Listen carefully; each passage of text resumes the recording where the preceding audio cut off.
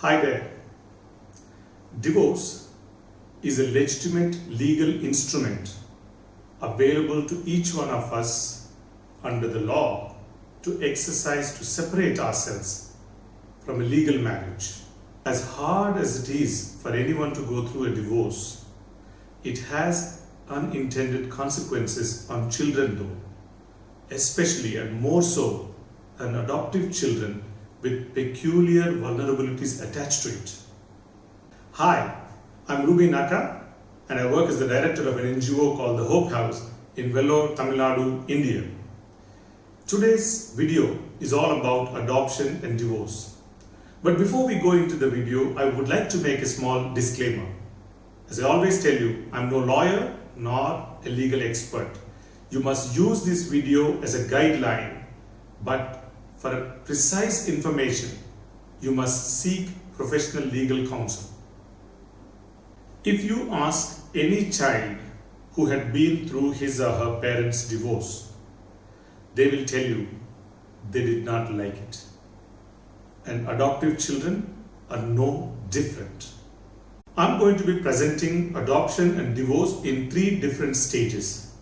The first stage, in which the married couple which has registered for adoption and awaiting for the child's referral. Child has not been placed in their hands, but they decided to go in for divorce. And such a decision immediately has to be informed to the agency that has done the home study report, because there is a significant change in the marital status. It may have bearings on your referral status. You might have to wait longer.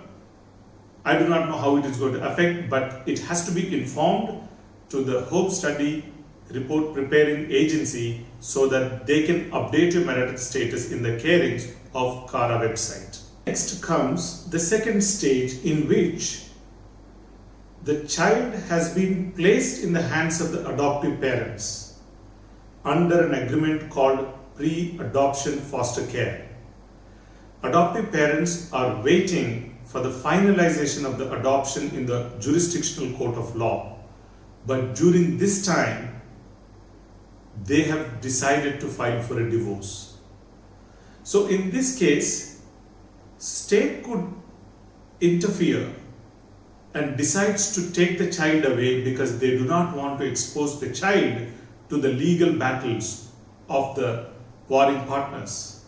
Or both the partners could choose to surrender the child back to the state, because if they both feel that neither of them could take care of this child, the child could be handed over, and this would be considered as disruption.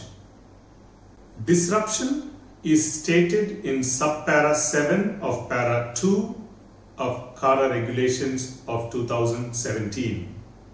And the final stage of adoption and divorce is this.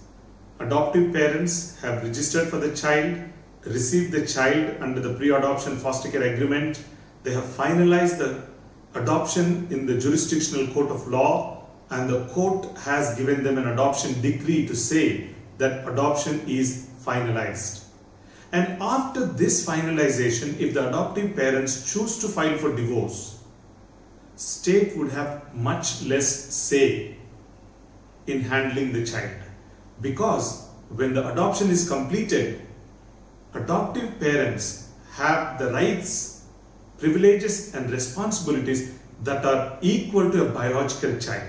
So state will have a much less say unless and until if these two parties makes a mess of their separation where the child's best interests are jeopardized, state will interfere.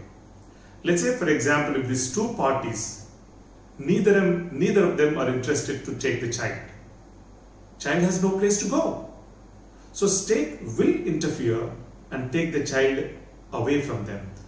This would be called as dissolution, which is stated in subpara 8 of para 2 of CARA regulations of 2017. On the other hand, if the divorce is taking place after the finalization of adoption And if one of the parents wants the child, state will have much less say in handling this child's affairs.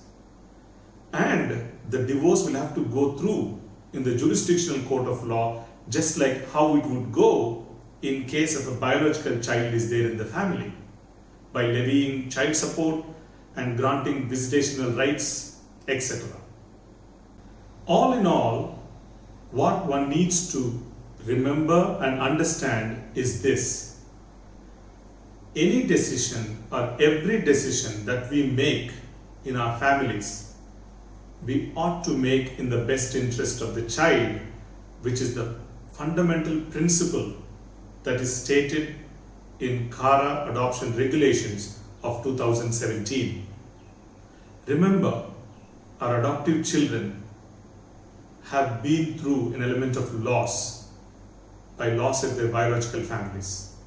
And to go through this trauma one more time, you may be subjecting this child to re-traumatization. So great care has to be taken before taking this decision of separation. I am none to judge the divorcing couples, but as much as you possibly can, you ought to ensure the child is involved in your decisions, child understands what is happening and why is it happening, so that the possibility of re-traumatization could be lessened. If you have enjoyed this video, give me a like. If you feel that this video could be used by someone, please do share it. And if you have a comment or a question, write to me in the comment section below this video. But don't forget to subscribe to my channel so that you can watch more videos. Till then, goodbye.